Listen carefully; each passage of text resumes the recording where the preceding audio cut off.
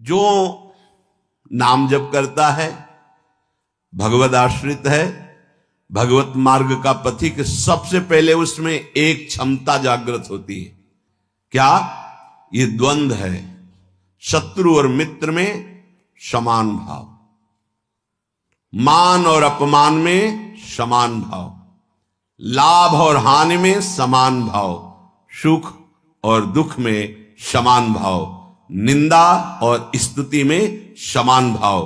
तो बोले द्वंद्व रहित, द्वंद्व विमुक्ता, ये पहली साधक की वृत्ति जागृत होती। ध्यान रखना, अगर आपकी साधना परिपक्व अवस्था की तरफ जा रही है, आपकी साधना ठीक है, तो पहला लक्षण है तितिक्षवः, वो बहुत धैर्यवान और सहनशील होगा।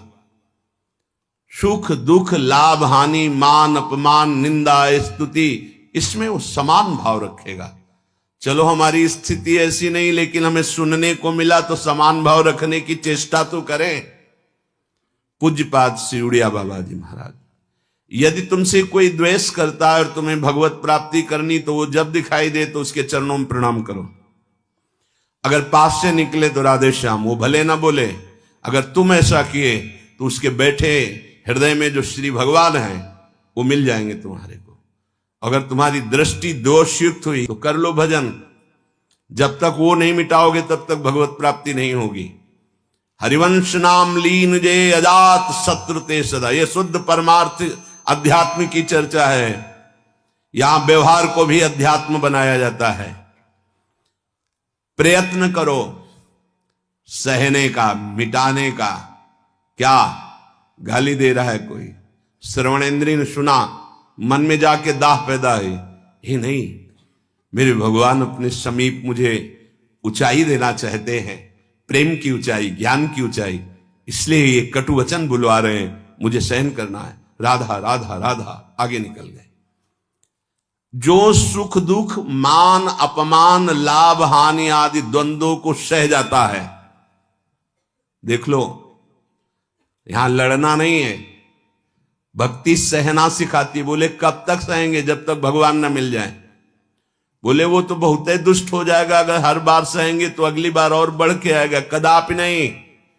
जो अपराध भक्त कर करे, राम रोष पावक सो जरे, तुम सहो आग उधर लग जाएगी। उमा क्षमा सापौते भारी, अपने कर्म जाय अपकारी। तुम अपने को बचाओ, मालिक देख रहा है, वो ऐसा हिसाब करेगा। एक नवयुवक था जिसकी देखो हंसी उड़ाता था, बहुत परेशान करता था। एक भगत जी निकले उनके छेद, तो दाढ़ी मुच्छ को लेकर बहुत उपहास किया। 2 रुपये निकाले, दिए। उसको लगा पीछे आ रहे थे आर्मी के, फिर उनका उपहास गिरा के 10-5 ला तो थप्पड़ मारे ना। वो जो 2 रुपये दिए थे ना, हिसाब हो गया। अब दोबारा उस गली में नहीं खड़ा हुआ वो।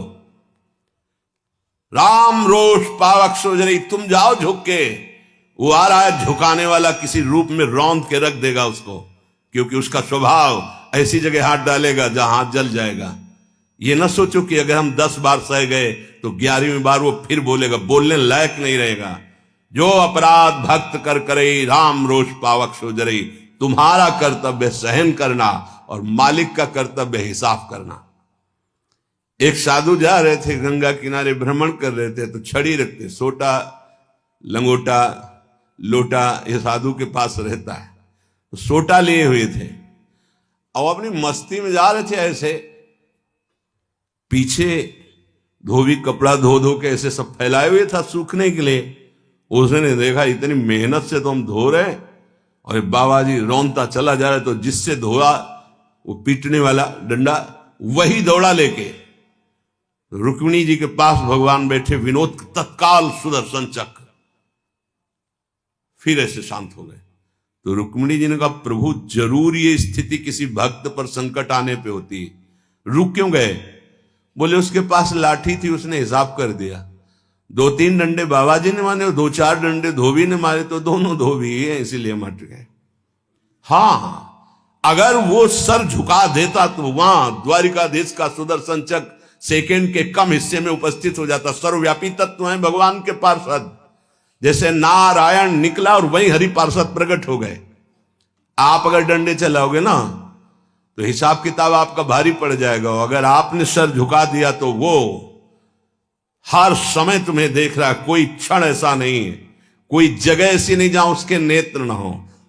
हाँ, विश्व तच्चक्षुर, पूरे विश्व में उसके नेत्र विराजमान हैं। सहना सीखो। यदि आगे बढ़ना है तो सहना सीखो। हमारी बात मान लेना। अगर मान लोगे तो जान जाओगे कि इसका रहस्य क्या है। जो सह गया सो भगवान को प्राप्त हो गया। जितना सहोगे उतने महान बनते चले जाओगे। ये शिक्षा हमको एक शराबी ने दी थी। वैकुंठ धाम ब्रह्मावर्त बिठोर ले गया। एकांत में ठाकुर जी के श्री विग्रह को दिखाया और नीचे के संगमरमर को दिखाया और कहा देखो यही संगमरमर तिल तिल काटा गया, टूटा नहीं तो आज भगवान बन करके आरती होती है। ए बाबा जी बना टूटना नहीं, चाहे जितना कष्ट आवे। सहनशीलता, सहनशील, आशय, उदार, धीरज सहित विवेकी, विवेकवान, धैर्यवान, सहनशील महात्मा होता है। चाहे गृहस्थ हो या विरक्त हो, भगवत मार्ग का पथिक ये नाना प्रकार की कुचेष्टाएं करने पर दुखी या व्यथित होकर कुचेष्टा नहीं कर बैठता है। द्वंद्व रहित। आगे गतमान, ये जो अभिमान और ममता सर्वनाश कर देती है। भगवत मार्ग का उपासक उस अभिमान का सर्वनाश कर देता है। नहीं, किसी भी बात का अभिमान नहीं। सच्ची कहते हैं जिस क्षण प्रभु बुलवाना ना चाहे तो एक शब्द भी नहीं आता हृदय में। कई बार हृदय से एकदम शून्य, खाली। अब न कोई प्रश्न का उत्तर है, न कोई प्रश्न है, न कोई वार्ता है। वो दे रहे हैं तो हो रही है, और वो ना दे तो का बोलने की हिम्मत नहीं है। शब्द और शास्त्र ज्ञान और व्याख्या तो अलग जाने दो। वही बुलवा रहे, वही सत्य चेष्टा करा रहे। ये सतमार्ग पहाड़ पे चलना है, ये हमारे चढ़ने की योग्यता नहीं। पर वो वाचालम बना देते हैं। मूक को पंगु से पहाड़ चढ़ा देते हैं। सांप का छोटा बच्चा गरुड़ को पछाड़ दे, राम कृपा हो जाए, हां तो लघु ब्याल गरुड़ को खा जाए, ऐसी सामर्थ्य पैदा कर दे भगवान। सब कुछ भगवान की सामर्थ्य से सत मार्ग का होता है। सब कुछ हमारे अहंकार से असत मार्ग का होता है। अहंकार त्यागी, सत मार्ग का अनुरागी। अहंकार युक्त तो कहेगा जरूर भगवान की सामर्थ्य से हो रहा है, पर अहंकार वासनाओं का खेल खिला के पाप करेगा। तो कह रहे गतमान, ये भगवान को अधीन करने वाली आगे बात कह रहे हैं कि सुख निधान भगवान तुम्हारे अधीन क्यों नहीं हो जाएंगे यदि ऐसा करोगे। पहला, मान अपमान, दुख सुख, लाभ हानि में समान भाव। दूसरा, मान को स्वीकार मत करो। ये देहाभिमानी पुरुषों के द्वारा किया हुआ प्रणाम नमस्कार, ये देहाभिमान को पुष्ट करने वाली अविद्या की एक नई चाल है। उनके हृदय में विराजमान सच्चिदानंद भगवान को देखते हुए इसे विनोद में उड़ा दो। विनोद में, मैं जान रहा हूं प्रभु अब नहीं फंसेंगे, गुरु कृपा हो गई। आपका ये प्रणाम नमस्कार फांस नहीं सकता, नाथ आप तो हमारे स्वामी हो। अब नहीं, लाखों प्रणाम दंडवत हो रही, लेकिन नहीं, वो तुम्हारी प्रणाम दंडवत नहीं हो रही, तुम्हें फंसाया जा रहा है। आखिरी खाई है यश कीर्ति मान। नहीं, हे सच्चिदानंद गुरुदेव, आप सब रूपों में काहे को मजाक कर रहे हो प्रभु, आप ही तो विराजमान हो नाथ, कोई नहीं फंसा पाएगा। अब हम तो बड़े भजनानंदी, हमारा बड़ा नाम हो रहा है, प्रणाम नमस्कार हो रहा, तो आगे है खाई, उसमें मुंह भरा गिर जाओ, निकल नहीं पाओगे। जैसे कंचन की खाई, कामिनी की खाई, ऐसे कीर्ति की खाई। तो गत मान, सबहि मान प्रद आपमानी, सबके चरणों में बंधन भक्ति, मेरे नाथ इन सब रूपों में विराजमान। वो प्रणाम कर रहे हैं, नमस्कार कर रहे हैं, वो जय बोल रहे हैं, ये उनकी महानता है। वो अपने हृदय की स्थिति के अनुसार बर्ताव कर, हम तो अधम जीव हैं, प्रभु की कृपा से चल रहे। मेरे प्रभु सब रूपों में, कहीं मान नहीं छुएगा और अगर मान छू गया तो विष चढ़ गया। सम्मानम कल्याति घोर गरलम। ये मान रूपी जहर केवल गुरु कृपा से ही दूर होता है। एक ही जगह इस मान की धुलाई होती, दूसरी जगह नहीं। और दूसरी जगह तो आप जहां भी जाओगे वैष्णव चिन्ह देख के सम्मान होगा। एक है घाट, गुरु घाट, जिनमें इसकी धुलाई होती है, वहां कोई भी तुम्हारी चतुराई नहीं चलेगी, कोई भी गुण नहीं चलेगा, कोई भी प्रभाव नहीं चलेगा। वहां धुल के रख देते हैं इस मान को। और जहां मान धुला और दैन्यता आई तो हरि कंठ लगा लेते हैं, भगवान उसे अपने समीप रख लेते हैं। बलिहारी गुरु आपने, जिन्होंने मान को मिटिया मेट कर दिया। बलिहारी कभी नहीं सुधरता है मान का स्वभाव। ये गुरुदेव, इसीलिए गुरुदेव के हाथ का खिलौना कोई बिरला ही बनता है। अहंकार के हाथ के खिलौने तो सब बने हुए, जैसी चाबी भरता है अहंकार, वैसे ही खेल हो रहे। लेकिन कोई गुरुदेव के हाथ का खिलौना विशेष लाडला होता है। भर दी चाबी, अब उसके हृदय में खेल चल रहा है निकुंज का। मान का त्याग करा करके दैन्यता का भाव प्रकाशित करना, ये प्रेमी महापुरुष सदगुरुदेव की कृपा से होता है। गत मान, आगे ज्ञान रथ। ज्ञान किस बात का? एक क्षण भी प्रभु का स्मरण न छूटे, इससे बड़ा कोई ज्ञान नहीं। बात पकड़ लो। तुम्हें कुछ आता हो या ना आता हो, बस राम कृष्ण हरि राधा राधा बोलना आता है, इससे बड़ा कोई ज्ञान नहीं है। ये भगवद स्मृति है। यस्य स्मरण मात्रेण जन्म संसार बंधनात् विमुच्यते, नमस्तस्मै विष्णवे प्रभु विष्णवे। जिनका स्मरण मात्र जन्म मरण बंधन से मुक्त कर देता है। राधा राधा कृष्ण कृष्ण। ज्ञान रथ, जब आप नाम जप करेंगे तो स्वाभाविक, सच्ची मानिएगा, इस शरीर से प्यार खत्म हो जाता है। ये बहुत व्यवस्थित भगवान की कृपा से चलता है, पर इससे राग नहीं रहता। पुराने कपड़े से जैसे तुम्हारा कोई राग नहीं रहता, फेंक देते हो कूड़ा में, ऐसे ही इस शरीर से ज्ञान रत उपासक को कोई संबंध नहीं रहता। बिल्कुल समझ लेना।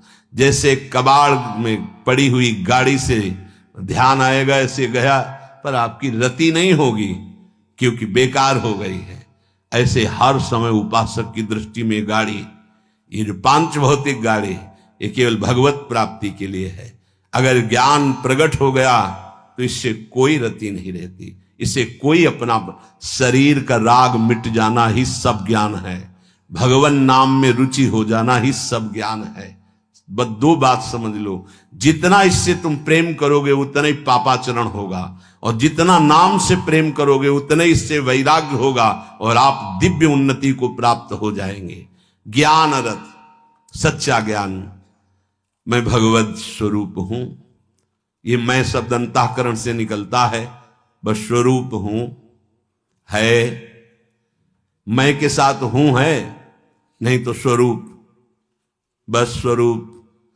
मैं स्वरूप हूं, ये अंतःकरण धर्म से निकल रहा है, और केवल है स्वरूप, ये है। वहां कोई और शब्द नहीं जुड़ता, न मैं न हूं, वो है, वही है, वो भी खत्म, केवल है। यह है पूर्णता, ज्ञान की पूर्णता, भक्ति की पूर्णता है। कौन? गोविंद, गुरुदेव, किशोरी जी है। बिरत खटाई नाना कस, जैसे कुछ धातुएं होती हैं उनमें खटाई डालते तो बहुत जहरीली हो जाती है, ऐसे ही उपासक को हर भोग दिखाई देता है जहरीला। ब्रह्मादिक के भोग सब विषम लागताई, तो कहे फिर सुख क्या उसको मिलता होगा? गांव में जब गुड़ बनाया जाता है तो ऊपर का जो फेन निकलता है ना, गांव के जो गरीब लड़के होते हैं दौड़ के वो चाटते हैं, बड़ा मीठा अच्छा लगता है। कहीं उनको रबड़ी मिल जाए तो उसकी तरफ देखेंगे क्या? नहीं देखेंगे, क्योंकि अब उससे बहुत कई गुना बढ़कर के आनंददायक वो रबड़ी मिल गई। जैसे निर्मल विशाल मृदु जल का जलाशय मिल जाए तो छोटे छोटे गंदे गड्ढों की याद नहीं आती, ऐसे सच्चिदानंद भगवान का सुख स्फुरित होता है जब, ते गंदे विषय विष की तरह दिखाई देते। ब्रह्मादिक के भोग सब विषम लागत है। तो बोले उस उपासक के हृदय में इतना वैराग्य हो जाता है जैसे वमन, खाने को मन नहीं होगा, विष्ठावत मलवत त्याग, मल त्याग के बाद कोई अहंकार नहीं होता, अर्थात वो त्यागी भी है और अहंकार का त्यागी है। जैसे इसमें कहा विरत खटाई नाना कस, जैसे काश आदि जो पात्र हैं इनमें खटाई पड़ जाए तो बहुत जहरीली हो जाती है। बोले ऐसे ही ये सारे विषय उसे जहरवत दिखाई देते हैं। इसीलिए जो विषय प्रिय लग रहे हैं उनसे पिंड छुटाना हो तो भगवान को अर्पित करके भोग लगा के पाओ। गंदे विषय भगवान को भोग लगाए नहीं जाते। अगर कोई भी प्रिय पदार्थ है आपका कि ये तो हमें बहुत पसंद है, तो उससे पहले 20 मिनट प्रभु को भोग लगाओ और थोड़ा प्रसाद लेके बांट दो। कोई और ना हो तो पशु पक्षियों को बांट दो, राग खत्म हो जाएगा, पक्का राग खत्म हो जाएगा। ये गुरुजनों के अनुभव की बात है। कुछ ऐसे पदार्थ होते हैं, पूज्य राधा बाबा भाई जी से कहा कि सब ठीक है आपकी कृपा से, पर मिठाई देखते ही प्रियता बढ़ जाती है, तो क्या अभी हमारा राग है मिठाई में? भाई जी हर समय बाबा की मनोवृत्तियों को देखने वाले महापुरुष, तो उनका नहीं, तुम्हारी स्थिति में मिठाई का राग नहीं है, ये स्वभाववश शरीर की आवश्यकतावश पूर्व अभ्यास रहा है। तो ऐसा हो जाता है कि जैसे सब पदार्थ रखा है, जो प्रिय है उसे उठा लिया और पाने लगे, उसका कोई राग नहीं है, स्वभाववश तुम्हारे शरीर को आवश्यकता है तो स्वभाव बन चुका है, पर राग नहीं है। पर अपने लोगों की स्थिति नहीं है, अपने लोगों का राग है। हमें जो राग है सच्ची मानो गुरुजनों की आज्ञा पे चले तो नष्ट हो जाएगा। जो प्रिय से प्रिय वस्तु लगे, 20 मिनट भोग लगाना, दिखाना नहीं केवल, क्योंकि होगा ना कि गरम गरम पकोड़ा और चटनी हो सब दिखा लो, श्री जी को पालो, नहीं, रसेंद्री को नहीं, श्री जी को पवाओ और इसके बाद एक पकोड़ा चटनी आप लो, बका दूसरे को दे दो, आप अपना पेट भरो रोटी से। आप देखो ना आपकी रसेंद्री बस में, रसेंद्री बस में हुई हर इंद्री बस में हो जाएगी। यहां कह रहे विरत खटाई नाना कस, ये नाना प्रकार के भोग भोगते समय बहुत व्यतीत हो गया। उस उपासक को ये विश्वत नजर आते हैं जिसको भगवत प्राप्ति की चाह होती। तो बोले सुख निधान सुजान कौशलपति वे प्रसन्न कहू क्यों न होई बस। यदि ऐसे चलोगे तो भगवान बिना बुलाए आपके पास आ जाएंगे। कैसे? द्वंद्व रहित, मान अपमान निंदा स्तुति समान भाव से सह जाओ। गतमान, कोई सम्मान करे स्वीकार मत करो, उसके भोक्ता मत बनो।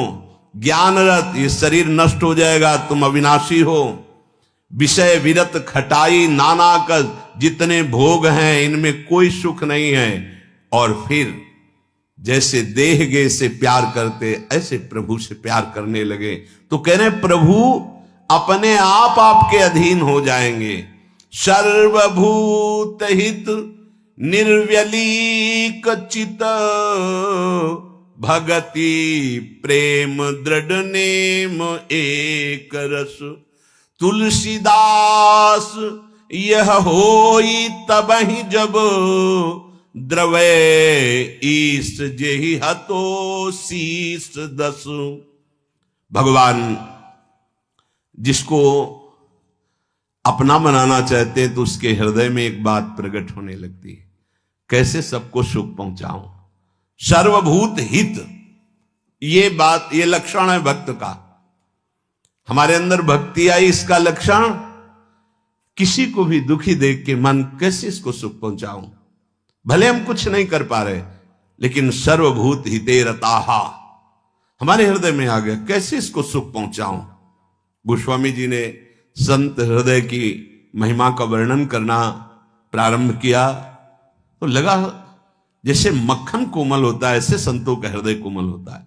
तो लिखा संत हृदय नवनीत समाना, पर विचार किया है तो दोष हो गया।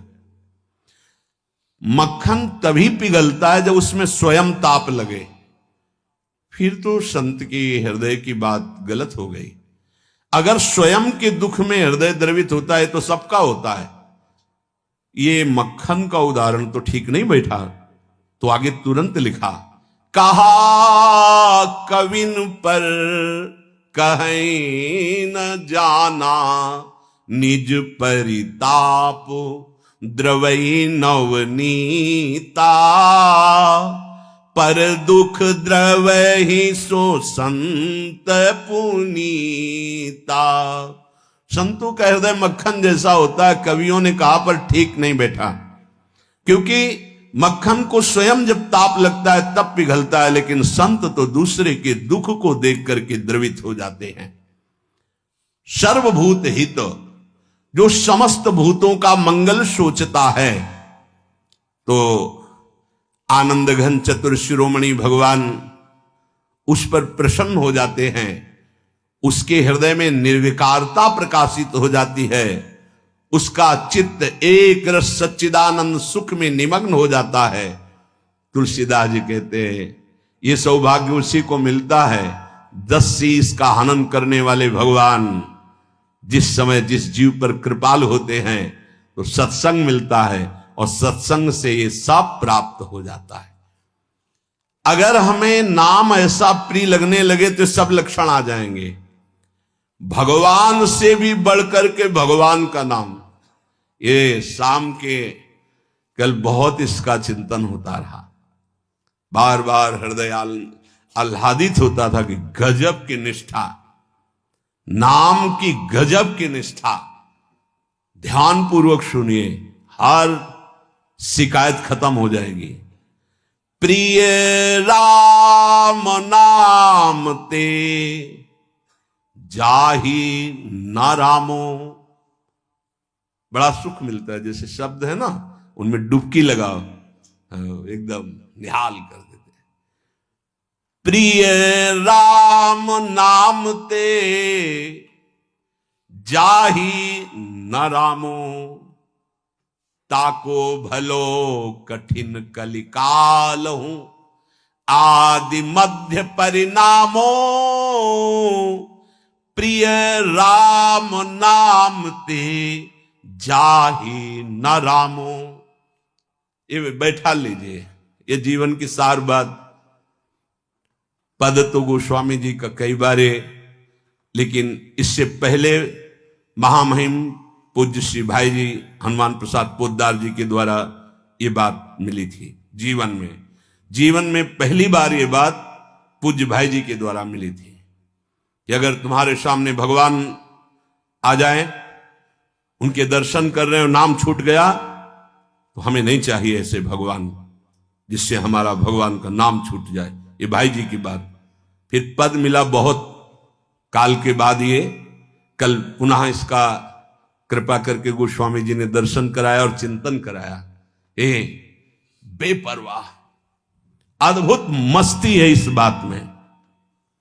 जिसे भगवान नाम इतना प्यारा लग गया है कि यदि स्वयं भगवान कहें कि अब मैं तुम्हें मिल गया, मेरे लिए तो भजन कर रहे थे, अब आज से नाम जपना छोड़ दो, तो वो स्वीकार नहीं करेगा।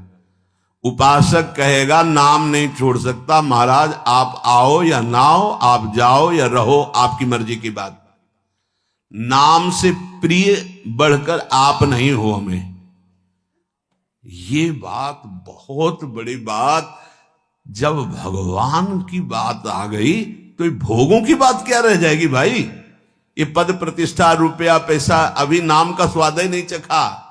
ये ताको भलो कठिन कलिकालो आज मध्य परिणामो, आज कल परसों हर समय परमानंद बना रहेगा। एक कलयुग कुछ नहीं बिगाड़ सकता। यदि जिह्वा में ऐसा प्यार उदय हो गया कि मुझे नहीं चाहिए और कुछ, जो हमें नाम छोड़वा दे वो कुछ संसार की पद प्रतिष्ठा तो जाने दो, हमें भगवान से भी नहीं मिलना। यदि वो आ जाए और नाम छूट जाए तो मुझे उनका आना नहीं। प्रिय राम नाम ते जाही न रामो, ये बहुत बड़ी बात है, ये जनसाधारण नहीं समझ सकते, बहुत बड़ी बात। कैसे छूटेगा फिर नाम? सोचो कैसे छूटेगा, आग लग जाएगी कि ओहो, जिस नाम के बराबर नामी से मिलन की भी बात नहीं कही गई, उस नाम को हम चंद विषयों में, तुच्छ विषयों में, तुच्छ व्यक्तियों के मायाजनित संभाषण में छोड़ देते हैं। हमारी कहां की निष्ठा? गोस्वामी जी कह रहे हैं, प्रिय राम नाम ते जाहि न रामो, बार बार इसलिए करें, बैठा लो, सकुचत समुझी नाम महिमा, मद लोभ मोह को कामो, राम नाम जप निरत सुजन पर, करत छाह घोर घामो, प्रिय राम नाम ते जाहि न रामो। बस यही लगता है, यही परम विश्राम है, इससे बड़ी कोई बात नहीं हो सकती। राम जी मिल जाए और वो कहें कि हमारा नाम छोड़ दो, अब हमें स्वीकार करो, हम तो मिल गए ना, तो वो उपासक भगवान से कह देगा आप चले जाइए,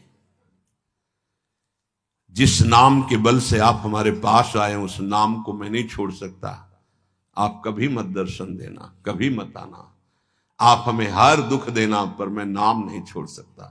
ये बात पकड़नी, ये बात पकड़नी, पकड़ लो, सब कुछ तुम्हारे अधीन हो जाएगा। मुझे आपसे मिलने की आवश्यकता नहीं है यदि नाम छूट जाए तो। यही भाई जी लिखा था प्रियालाल के लिए, राधा कृष्ण के लिए, सबसे पहले भाई जी की बात। तो थोड़ी देर तो विचार चलता रहा इस विषय का कि नाम साधन है और साध्य है प्रभु। जब प्रभु को हम देख रहे हैं तो नाम भूल गए तो कौन सी बड़ी बात है, क्योंकि नाम का फल तो प्रभु ही थे ना। उस समय समझ में नहीं आया, बाद में समझ में आया उन्हीं महापुरुषों की कृपा से, जो आज गोस्वामी जी कह रहे हैं कि यदि कोई कहे कि तुम्हें राम मिल जाएंगे, या राम जी ही कहे कि मैं मिल जाऊंगा, मेरा नाम छोड़ दो, तो उपासक का हृदय कहेगा, नाम जापक का, कि यदि आपके मिलने से नाम छूट जाता है तो आप कभी हमसे मत मिलिए, मुझे आवश्यकता नहीं आपसे मिलने की। यदि मेरा गुरु प्रदत्त नाम छूट जाए तो आपके मिलने की आवश्यकता नहीं।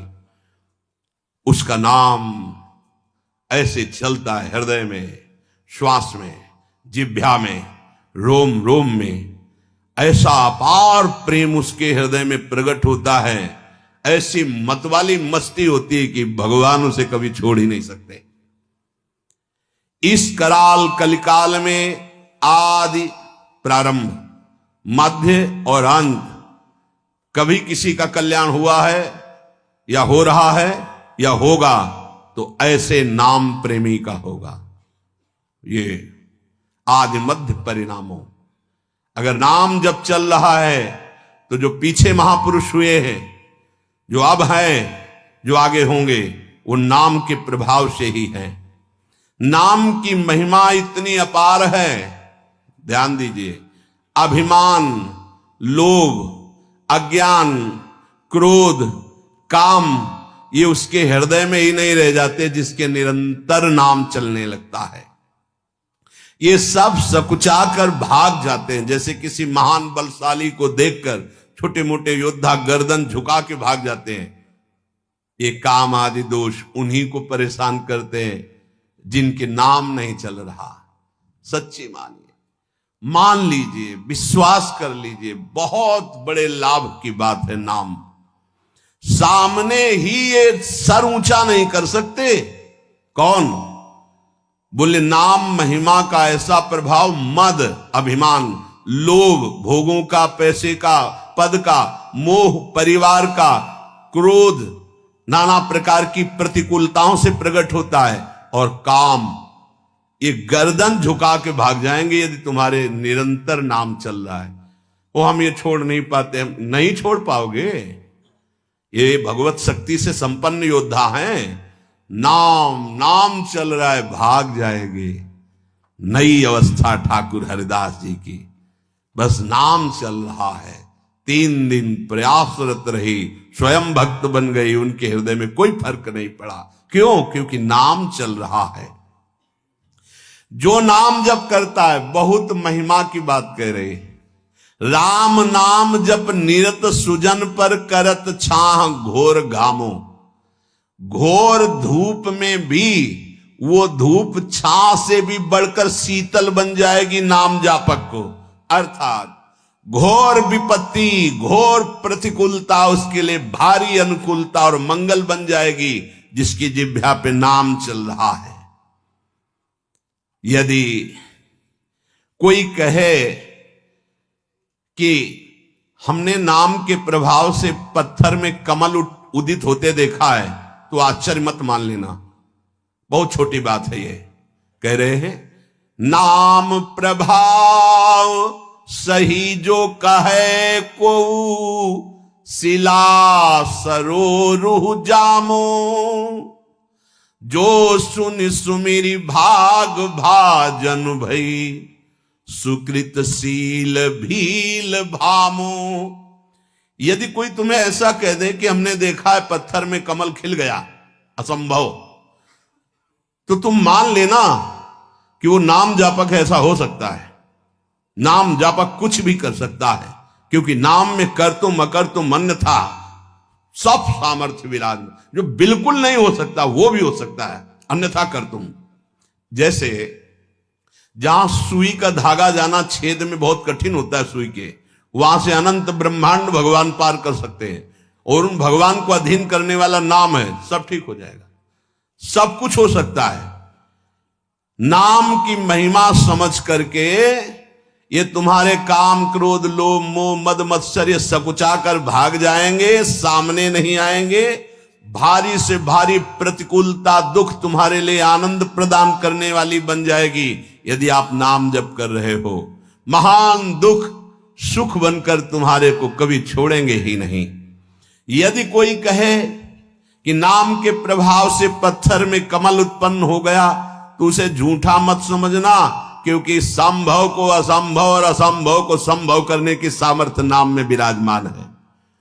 जिस नाम का स्मरण करके भीलनी जगत बंदनी सबरी जी हो गई और भगवान उनके जूठे बेर खाए, तुम्हें विश्वास नहीं है?